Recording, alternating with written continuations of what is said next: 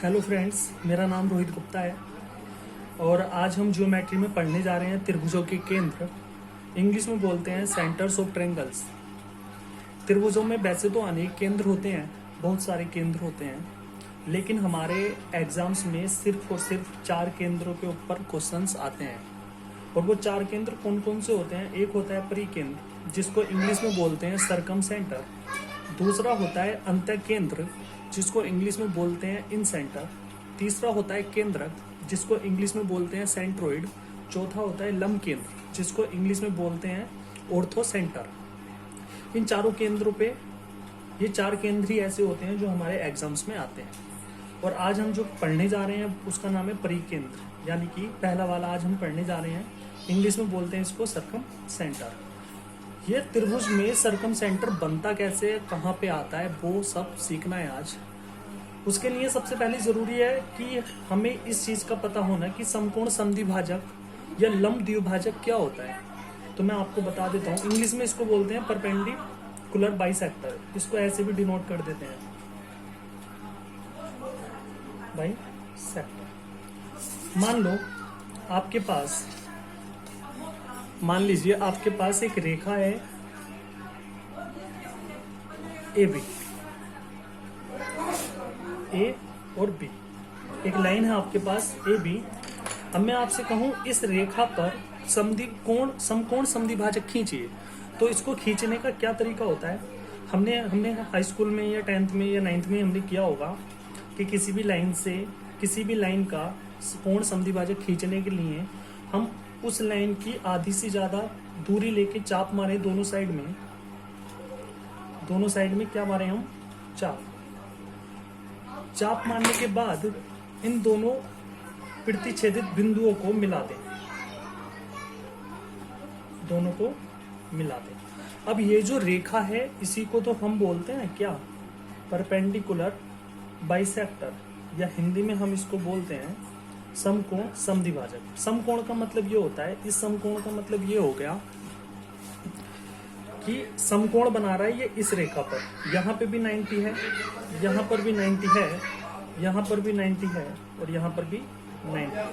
मतलब किसी भी रेखा पर समकोण डालना, उसको समकोण बोलते हैं। लेकिन समद्विभाजक का मतलब होता है समान 2 भाजकों में तोड़ना। समान 2 भाजकों में तोड़ना किसको? ये ए बी रेखा को। यानी कि ये जो पार्ट होंगे ए से लेके यहाँ तक और यहाँ से लेके बी तक, ये समान होंगे। यानी कि अगर मैं इस पॉइंट का नाम ओ रख दूं तो होगा ए ओ बराबर ओ बी। इसी को समकोण समद्विभाजक बोलते हैं। चलिए क्वेश्चन पे आ जाते हैं। हमें देखना है कि किसी भी ट्रायंगल में परिकेंद्र कहाँ पे होता है और कैसे बनता है। तो सबसे पहले मैं करूंगा न्यून कोण की बात। न्यून कोण, इसको इंग्लिश में बोलते हैं एक्यूट एंगल, ट्रायंगल।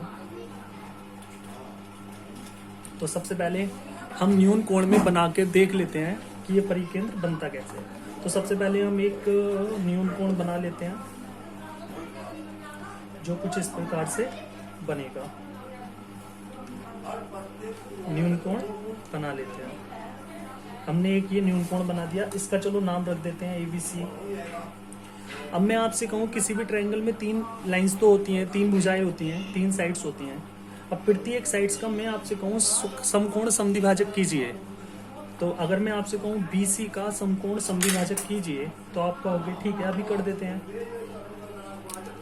आप BC जो आपकी लेंथ है इसकी आधी दूरी से ज्यादा दूरी का चाप लेंगे, 2 जगह मारेंगे, एक ये मारा, एक ये मारा, फिर B से उठा के ये मारेंगे, एक ये मारा और एक ये मारा। अब ये जो पॉइंट होते हैं दोनों, इन दोनों को आप मिला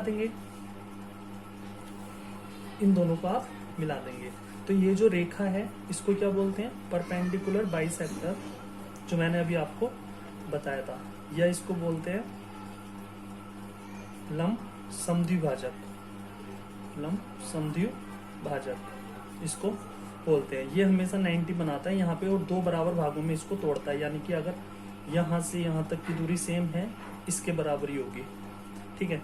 अब मैं आपसे कहूँ AC का भी ज्ञात कीजिए कोण समद्विभाजक, तो आप कहोगे AC का भी बताते हैं।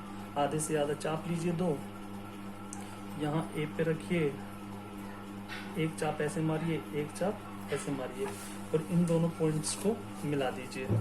इन दोनों पॉइंट्स को क्या कर दीजिए, मिला दीजिए। ये आपने मिला दिया। मिलाने के बाद आपने क्या देखा, ये जो पॉइंट है, ये वाली जो रेखा है वो AC को 2 बराबर भागों में बांट देती है और ये 90-90 पर काटती है, इसलिए इसको समकोण संधिभाजक बोलते हैं। वैसे ही AB को 2 भागों में तोड़ना है, तो एक ये तोड़ने का तरीका जैसे मैंने दोनों शेष 2 भुजाओं पर बताया, वैसे ही इसमें करना है।